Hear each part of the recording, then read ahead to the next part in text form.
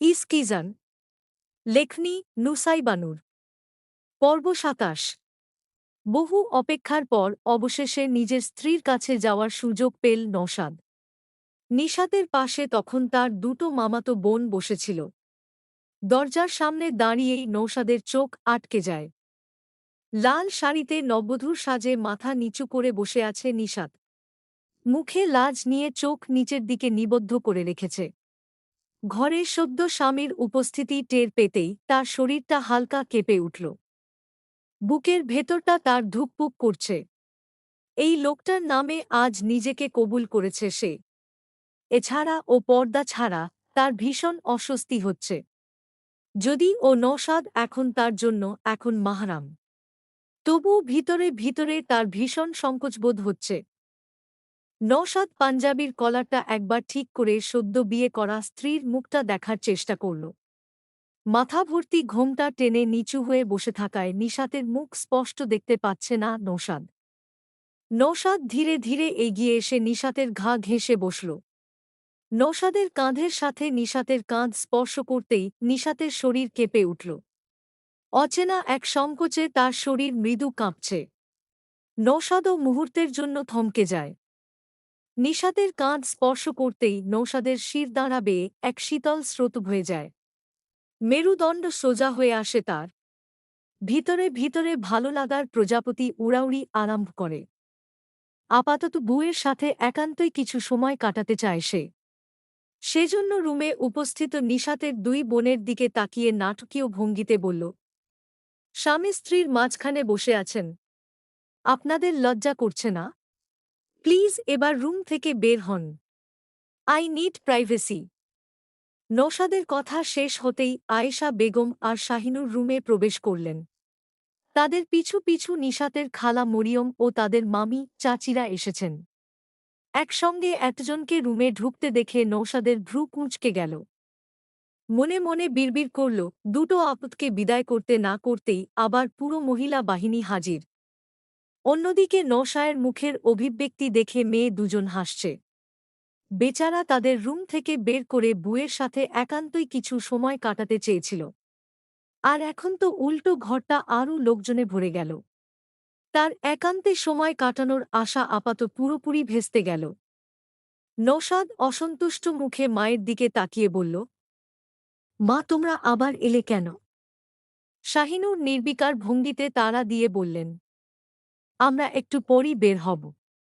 বিকেল হয়ে গেছে, তুই এখন গিয়ে রেডি হো। আমি এখন আমার বুয়ের সঙ্গে একটু পার্সোনালি টাইম স্পেন্ড করব। তোমরা বাইরে যাও। সবার সামনে ছেলের এহেন কথায় শাহিনুর চোখ রাঙিয়ে ধমক দিলেন, চুপ বেয়াদব, বাড়ি গিয়ে যা করার করিস, এখন বের হো। নওশাদ গোমরা মুখে বুয়ের মুখ না দেখেই রুম থেকে বেরিয়ে এল। শ্বশুরবাড়ির সবার সামনে এমন ধমক খেয়ে বেচারার মুখটা দেখার মতো ছিল। মা ছেলের ঝগড়ায় উপস্থিত সবাই আলতো হাসছে। জামাই হিসেবে নওশাদকে তাদের ভীষণ ভালো লেগেছে। দেখতে দেখতে বিদায়ের সময় চলে আসে। দুই বোনই অশ্রুসিক্ত চোখে বাড়ির মানুষদের বিদায় দিয়ে বাড়ি থেকে বের হয়। মেহরাব সিদরা আর ছেলে মেয়েদের নিয়ে এক গাড়িতে বসল। অন্য গাড়িতে নিশাত আর শাহিনুর পিছনে বসে আছে। নিশাতের পাশে বসার জন্য দুই ভাই বোনের মাঝে তর্কাতর্কি শুরু হয়ে যায়। অবশেষে নওশাদ জিতে বুয়ের পাশে বসে। মীরা গাল ফুলিয়ে সামনের সিটে বসে। তবে নিশাতের সেদিকে কোনো খেয়াল ছিল না। বাবা মা আর নিজের বাড়ি ছেড়ে আসার কষ্টে সে তখনও নির্বে ফোঁপাচ্ছে। সবাই গাড়িতে বসতেই ধীরে ধীরে গাড়িগুলো ঢাকার উদ্দেশ্যে রওনা দেয়। আলিশবা আর দিলদারকে সকাল থেকে দেখা যাচ্ছে না। দুপুরের পর আবার তন্ময়কেও নজরে পড়ছে না তার। কারণ জানতে তিনি মেহরাবকে জিজ্ঞেস করল। মেহরাব জানায়, আলিশবার বাবার জরুরি ডাকে দিলদারকে সঙ্গে দিয়ে তাকে ঢাকায় পাঠিয়ে দিয়েছে। আর তন্ময়কেও জরুরি এক মিশনের কারণে চলে যেতে হয়েছে। তিনজনের এমন হঠাৎ না জানিয়ে চলে যাওয়ায় শাহিনুর বেশ অসন্তুষ্ট হলেন। বিশেষ করে তাকে কিছু না জানিয়েই আলিশবার চলে যাওয়ার বিষয়টা তার একদমই ভালো লাগল না। তবে কিছু বললেন না। সন্ধ্যা ৬টা। গাড়ির জানালার বাইরে ঘন অন্ধকার নেমে এসেছে। সিজানকে বুকে জড়িয়ে চুপচাপ বাইরে তাকিয়ে আছে সিদ্রা। ছেলেটা মায়ের বুকের সঙ্গে লেপ্টে নিশ্চুপ হয়ে আছে। সিদ্রার কাছে তার শরীরটা হালকা গরম মনে হচ্ছে। বিকেল থেকেই সিজান কেমন যেন মিয়ে আছে। ছেলেটার শরীর ভালো লাগছে না। তার পাশেই মেহরাব মাহাকে সিটে বসিয়ে ধরে রেখেছে।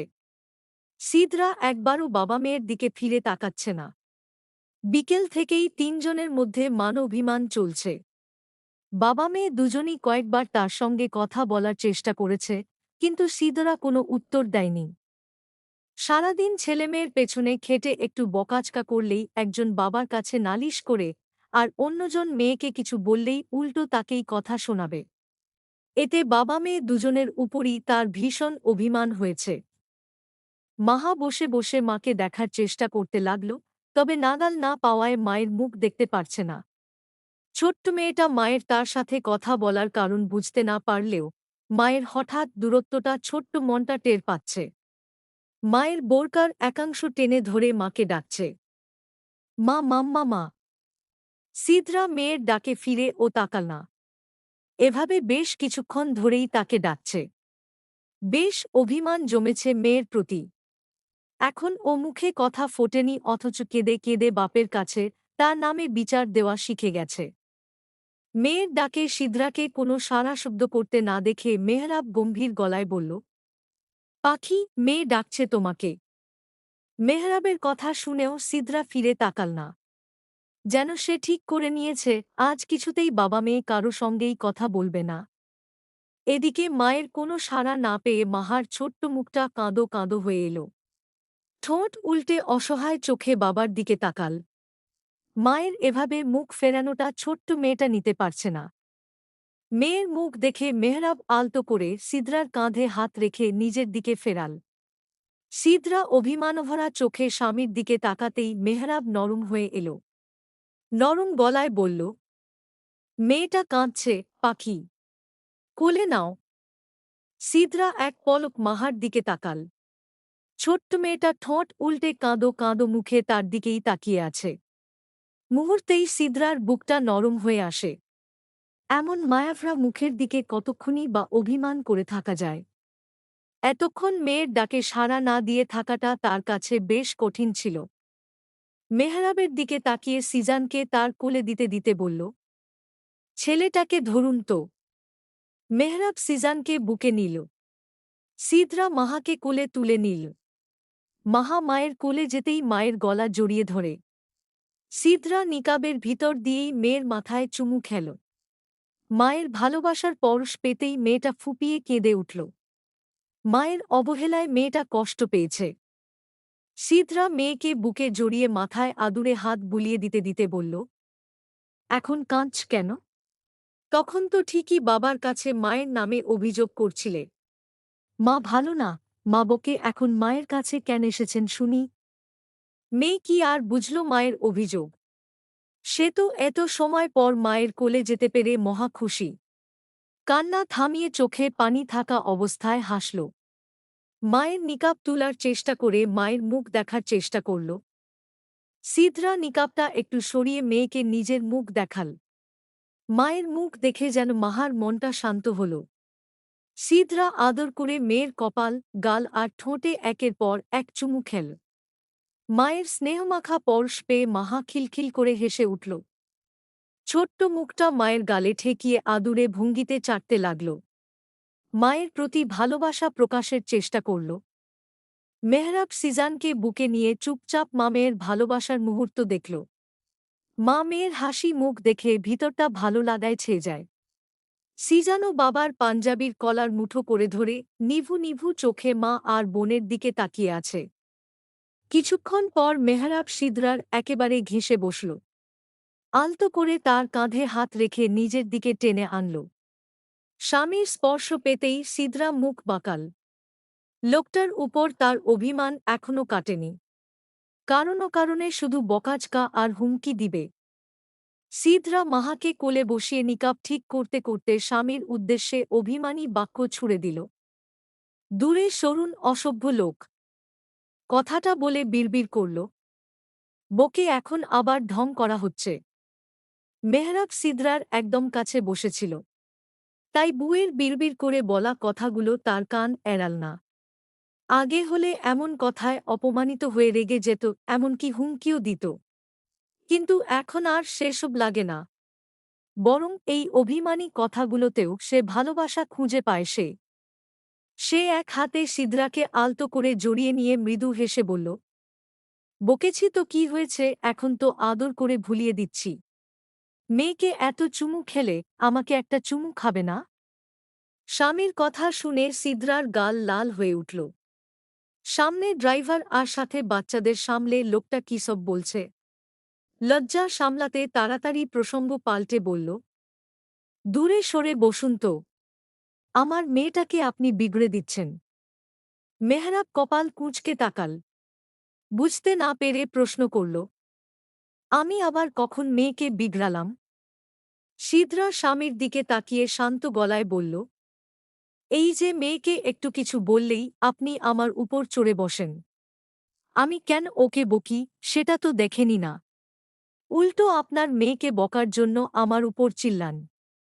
মেয়েটাকে আদর করে মাথায় তুলে ফেলছেন। এভাবে সব ভুলে প্রশ্রয় দিলে একসময় ওর অভ্যাস হয়ে যাবে। তখন ভাববে, সে যাই করুক না কেন, বাবা তো কিছু বলবেই না। মা বকা দিলেও বাবাই এসে বাঁচিয়ে নেবে। তখন একই ভুল বারবার করবে, আর কোনো নিষেধও শুনবে না। এভাবে কি বিগড়ে যাবে না মেয়েটা? কথা শেষ করে সিদরা দেখল মেহরাব কপাল কুঁচকে চুপচাপ কিছু ভাবছে। বুঝল তার কথাগুলোই ভাবছে। তাই সে আবার শান্ত গলায় বলল, শুনুন মাহার আব্বু, ছেলেমেয়েদের যেমন আদর করতে হয় তেমন ভুল করলে শাসনও করতে হয়। শাসন না করলে তারা একই ভুল বারবার করবে। দুপুরে আমি মাহাকে কেন বকেছিলাম? যাতে ওর পেটে দুটো ভাত পড়তে পারে। এতে কি আমি নিজের লাভের জন্য বকেছি, নাকি আপনার মেয়ের ভালোর জন্য? আমার মেয়েকে শুধু শুধু বকে আমার কি লাভ বলুন?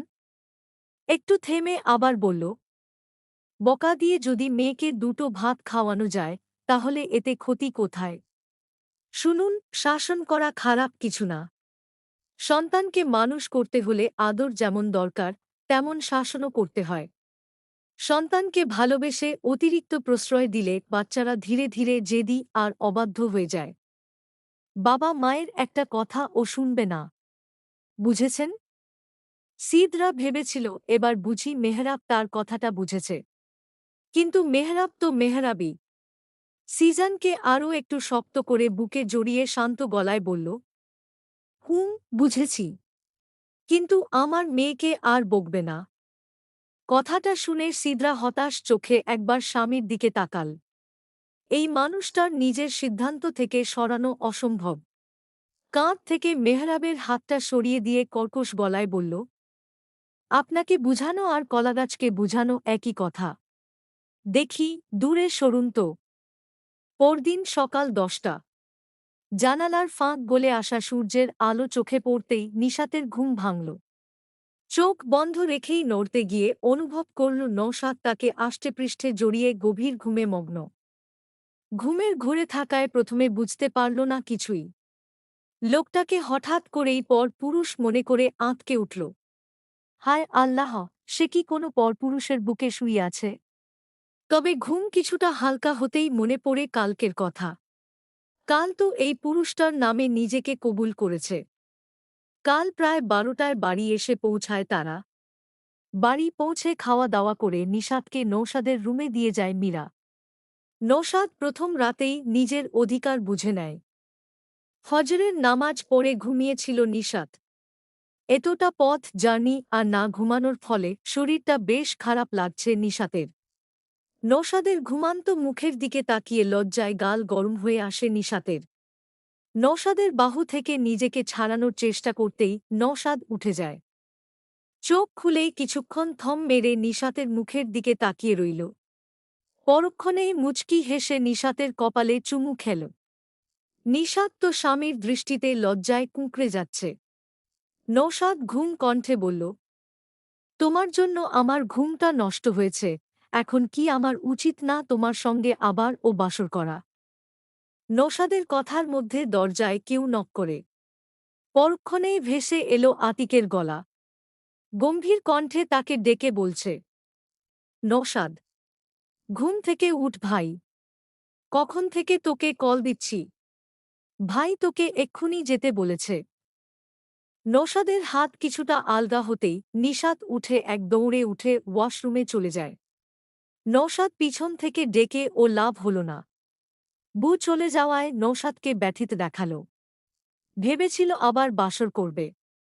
এখন এই আপদ আতিকের জন্য আর তা হল না। ভাই যেহেতু এখন তাকে ডেকেছে নিশ্চয়ই দরকারি কাজই হবে। গায়ে শার্ট জড়িয়ে রুমে থেকে বের হওয়ার প্রস্তুতি নেয়। এরই মধ্যে আবারও বাইরে থেকে আতিকের গলা ভেসে এলো, কিরে নওশাদ, বুটাকে রেখে এখন একটু বের হ না রে শালা। নওশাদ বিরক্ত গলায় জবাব দিল, আমার বাসরে ব্যাঘাত ঘটিয়েছিস। তোর জীবনে আর বিয়ে হবে না শালা। তারপর ওয়াশরুমের দরজার সামনে এসে নরম গলায় ডাকল, বউ, দরজাটা একটু খোলো প্লিজ। একবার মুখটা দেখেই চলে যাব প্রমিস। নিশাত দরজা খুলল না। কোনো উত্তরও দিল না। নওশাদ আরও দু-একবার ডাকল, তবু ভেতর থেকে কোনো সাড়া শব্দ এল না। শেষমেশ দরজায় আলতো করে টোকা দিয়ে অসহায় গলায় বলল, দরজাটা যে খুললে না, এসে এর মজা বুঝাবো ছেমরি। স্বামীর কথা যে মেয়ে শুনে না সে একটা জাহান্নামী জাহান্নামী জাহান্নামী। চলবে।